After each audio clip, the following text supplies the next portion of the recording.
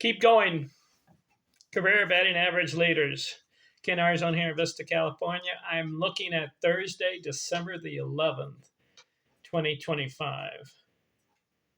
Covering guys with career batting averages 280 and above.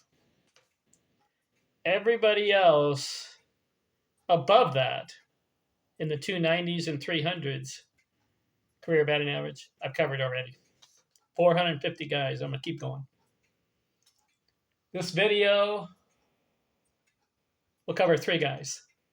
Billy Sullivan, 1930s, played until 1947. He got caught up in World War II era. That was from 1941 to 45, right in that area. A lot of players went into the military. And a lot of players quit playing after that. He's one of those guys. He served in the military, 3 years. So Billy Sullivan, looking at his career highlights, 12 years, 962 games, 820 hits. So he didn't average a hit a game. But he ended up 289 career. I'm looking for any highlights. I don't see any. He had a high batting average of 351 in 1936, but 93 games. Not enough games. In fact, the highest number of games that Billy Sullivan played, 118. So he wasn't a full-timer. No highlights to look at. 820 career hits. But he ended up on the list, 289. Next guy, Bob Elliott, 15-year career. Let's look at him. Bob Elliott, 1939 through 1953, 15 years. I like it. I'm looking at him. 2,061 hits. That's a goal. Every ball player who plays, you can't be a great Babe Ruth, but you can have some goals playing baseball. How about 2,000 hits in your career? Bob Elliott played 15 years, 2,061 hits, 1,978 games. He ends up 289 career. So I'm looking at his highlights. Never had 100 runs scored, but he did have a couple years where he got a good amount of hits. 1943, he got 183 hits, batted .315. Then in 1947, he got 176 hits, batted .317. I'm looking, he's got 6 seasons, 100 runs batted in. All right. Ends up with 1,195 runs batted in, and he ends up with 1,064 runs scored. So those are 3 good numbers if you want to have some goals. How about 1,000 runs scored? Preferably, if you can get 1,500 runs scored, people will start thinking about Hall of Fame. So Bob Elliott, 1,064. He got the 2,000 hits. He's got 1,195 runs batted in career. Again, that number, if it's like 1,500 runs batted in, and if he had 2,500 hits, you can say, hey, maybe Hall of Fame. So he fell short there, but I like 6 seasons, 100 runs batted in, is high 113. He's got 1 black ink. It's funny. In 1948, he had 131 walks. That led the league. 1 black ink. His highest batting average, 317. 3,141 total bases. Okay. Average to good player. Done with Bob Elliott. Who's next?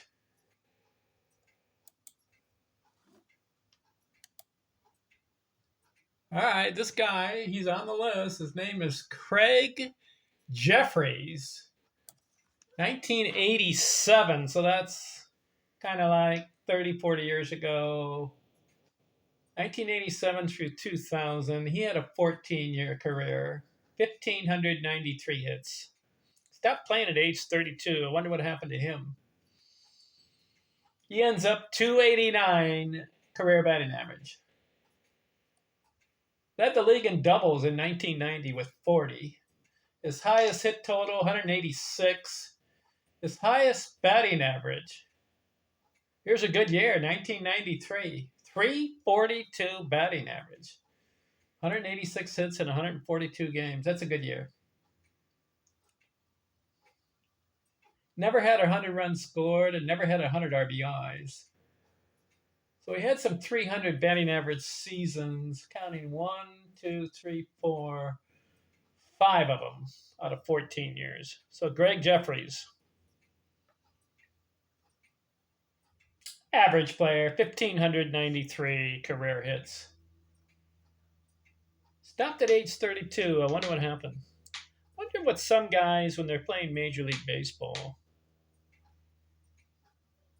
I've noticed by looking at all the guys on this list that I've been covering, 450 guys, some guys just stick around for about 10 years, some 12, and then others get into the 15, 16 years.